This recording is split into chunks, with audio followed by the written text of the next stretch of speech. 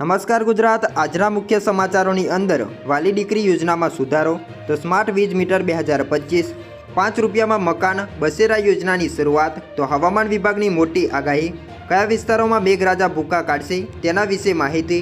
તો આ તમામ સમાચારની આપણે વિગતવાર માહિતી મેળવીશું। તો ચેનલમાં નવા હોય તો ખાસ કરીને વિડીયોને લાઇક કરી આપણી ચેનલને સબસ્ક્રાઇબ કરી દેજો, જેથી તમને દરરોજના તાજા અને નાના મોટા સમાચાર છે જે અમારા યુટ્યુબ ચેનલના માધ્યમથી તમને મળી જાય।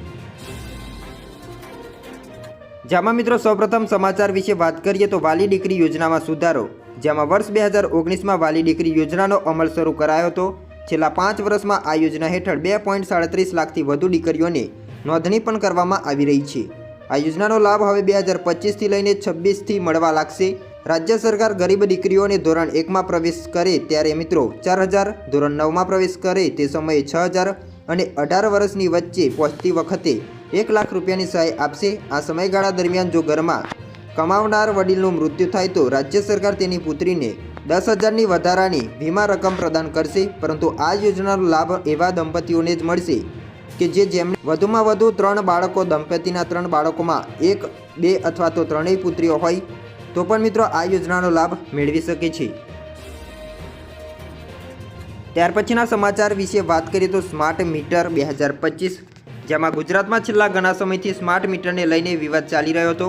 લોકો સ્માર્ટ મીટરનો વિરોધ પણ કરી રહ્યા હતા, ત્યારે વિરોધ કરનારાના લોકો માટે આવ્યા છે મિત્રો માઠા સમાચાર, કેમ કે રાજ્ય સરકાર હવે સ્માર્ટ મીટર ફરજિયાત લગાવવાનો નિર્ણય કર્યો છે।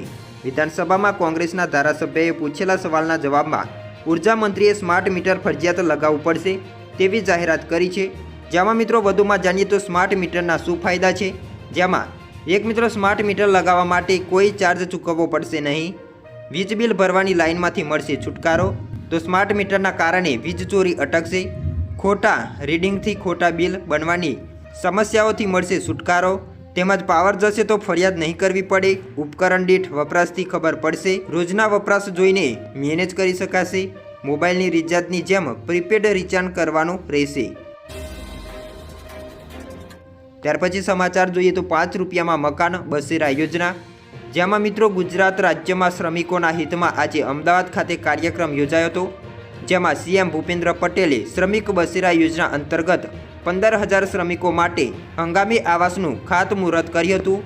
આ યોજના હેઠળ શ્રમિકોને કામકાજના નજીકના સ્થળે આવાસો મળશે। 3 વર્ષમાં 3 લાખ શ્રમિકોને આશ્રય આપવાનો ટાર્ગેટ કરાયો છે। 6 વર્ષથી નાના બાળકોને વિનામૂલ્યે રહેવાની જગ્યા મળશે। 5 રૂપિયાના ટોકન દરે આવાસ આપવામાં આવશે। આ માટે 1500 કરોડની જોગવાઈ પણ કરવામાં આવી છે, જેમાં અમદાવાદ, ગાંધીનગર, વડોદરા અને રાજકોટના કુલ 17 સ્થળોએ લગભગ 15,000 શ્રમિકો માટે હંગામી આવાસ બનશે। પ્રતિ વ્યક્તિ પ્રતિદિન 5 રૂપિયાના ભાડામાં પાયાની સુવિધાઓ પણ મેળવી શકે છે। ત્યાર પછી મિત્રો હવામાન વિભાગની આગાહી જોઈએ તો જેમાં આજે નવસારી, વલસાડ, નર્મદા, છોટાઉદેપુર, ભાવનગર, અમરેલી, ગીર સોમનાથમાં ઓરેન્જ એલર્ટ આપવામાં આવી છે, સાથે ભારે વરસાદની પણ શક્યતાઓ છે। જ્યારે ડાંગ, તાપી, સુરત, ભરૂચ, વડોદરા, પંચમહાલ, દાહોદ, મહીસાગર, અરવલ્લી, સાબરકાંઠા, બોટાદ, રાજકોટ, જૂનાગઢ, પોરબંદરમાં યલો એલર્ટ આપવામાં આવી છે, સાથે આ વિસ્તારોમાં ભારે વરસાદ ખાબકી શકે છે।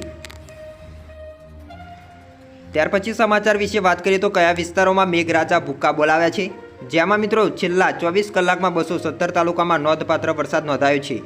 જેમાં સૌથી વધુ વરસાદ જૂનાગઢના ભેસાણમાં 6.30 ઇંચ વરસાદ નોંધાયો છે, તો રાજકોટના જામકંડોરણામાં 4.65 ઇંચ વરસાદ ખાબક્યો છે, જ્યારે રાજકોટના ગોંડલ અને અમરેલીના કુકવા વડિયામાં 4.13 ઇંચ વરસાદ પડ્યો છે। બનાસકાંઠાના દાંતીવાડામાં 3.58 ઇંચ અને નર્મદાના નાણંદમાં 3.7 ઇંચ વરસાદ ખાબક્યો છે, જ્યારે રાજ્યના 20 તાલુકાઓમાં 2 ઇંચથી વધુ વરસાદ ખાબક્યો છે।